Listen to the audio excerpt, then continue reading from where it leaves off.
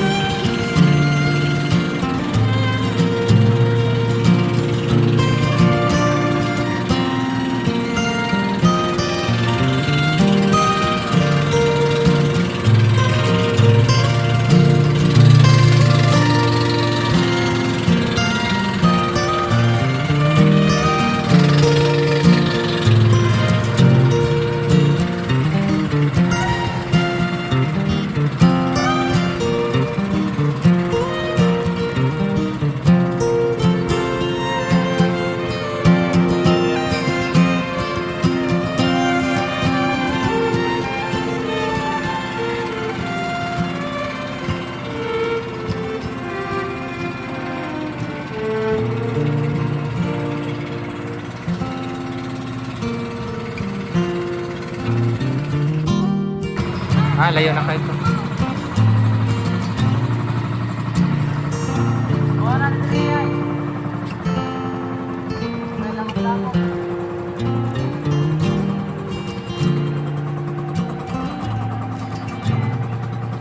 Asa? Lunggo tadi ya?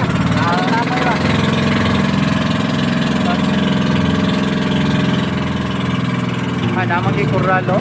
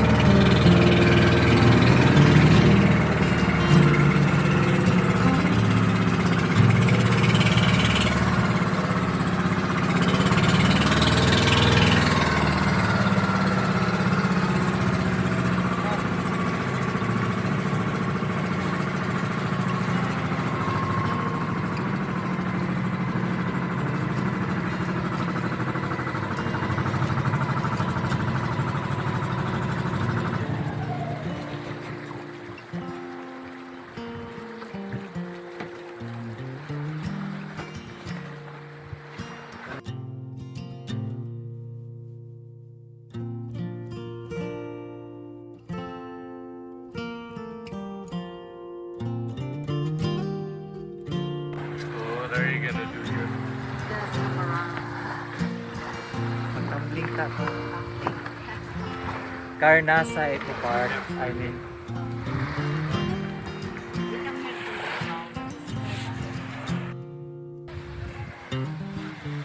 Welcome to Carnasa Eco Park.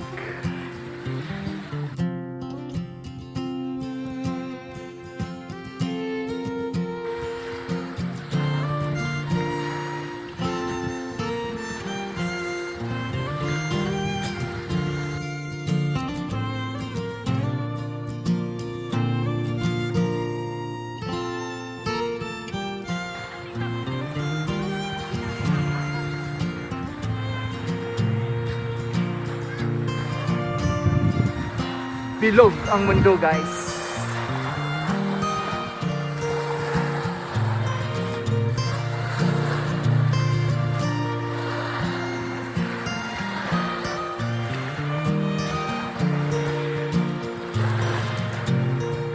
Ang init ng panahon. No. Nasa kanilang mga bahay pa, natakot na lumabas at natatakot sa pandemya, natural lang yon. Kaya isip-isip naman, labas-labas na kami, nandito na.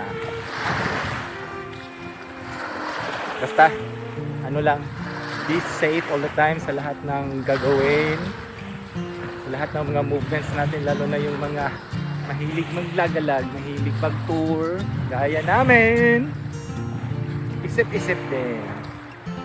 Kami nag-isip na kami, kaya lumabas na kami. Basta be better, be safe. Oh, si Anne.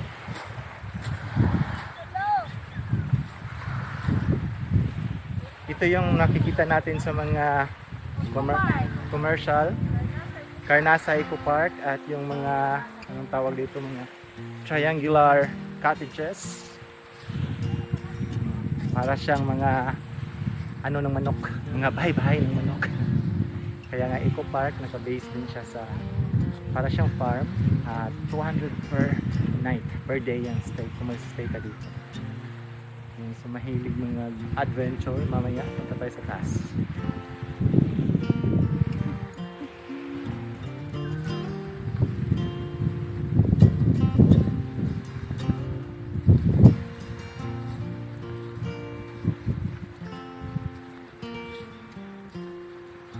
Maganda ang mundo.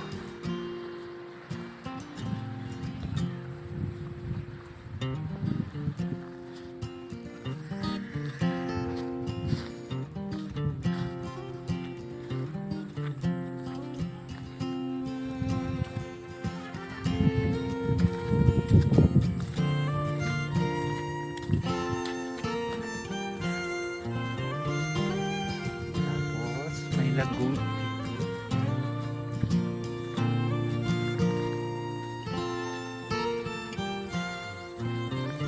Provincia guys.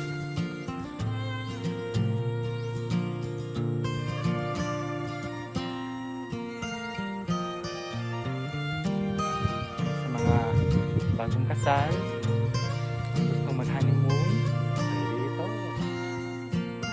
Shout out kay Nenene at kay Jade. Mura lang dito. 200 yung entrance. Tapos pili ka na maglibot sa park.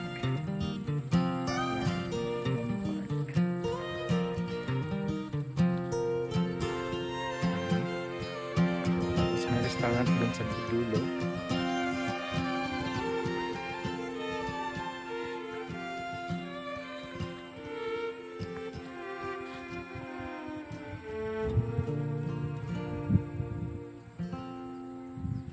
Ito yung back view ng cottage.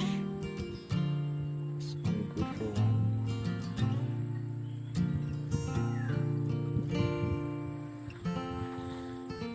Bali front and back to back yung mga doors niya. Tahimik ang lugar, peaceful. Gustong mag-unwind at may nakikita akong yellow na